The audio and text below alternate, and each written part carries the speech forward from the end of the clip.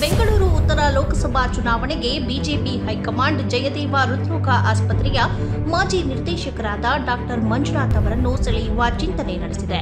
ಇನ್ನು ಈ ವಿಚಾರವಾಗಿ ಬಿಜೆಪಿ ಹೈಕಮಾಂಡ್ ಡಾಕ್ಟರ್ ಮಂಜುನಾಥ್ ಅವರಿಗೆ ಕರೆ ಮಾಡಿ ನೀವು ಬೆಂಗಳೂರು ಉತ್ತರ ಕ್ಷೇತ್ರಕ್ಕೆ ಬಿಜೆಪಿ ಅಭ್ಯರ್ಥಿಯಾಗಿ ನಿಲ್ಲಬೇಕು ಎಂದು ಒತ್ತಾಯ ಮಾಡಿದ್ದಾರೆ. ಇದಕ್ಕೆ ಡಾಕ್ಟರ್ ಮಂಜುನಾಥ್ ಅವರು ನಮ್ಮ ಕುಟುಂಬದೊಂದಿಗೆ ಹಾಗೂ ನಮ್ಮ ಮಾವನವರಾದ ಮಾಜಿ ಪ್ರಧಾನಿ ಎಚ್.ಡಿ. ದೇವೇಗೌಡರೊಂದಿಗೆ ಚರ್ಚೆ ಮಾಡುತ್ತೇನೆ.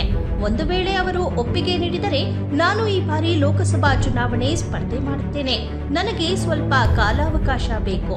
ತದನಂತರ ನನ್ನ ನಿರ್ಧಾರ ತಿಳಿಸುತ್ತೇನೆ ಎಂದು ಡಾಕ್ಟರ್ ಮಂಜುನಾಥ್ ರವರು ಬಿಜೆಪಿ ಹೈಕಮಾಂಡ್ಗೆ ತಿಳಿಸಿದ್ದಾರೆ.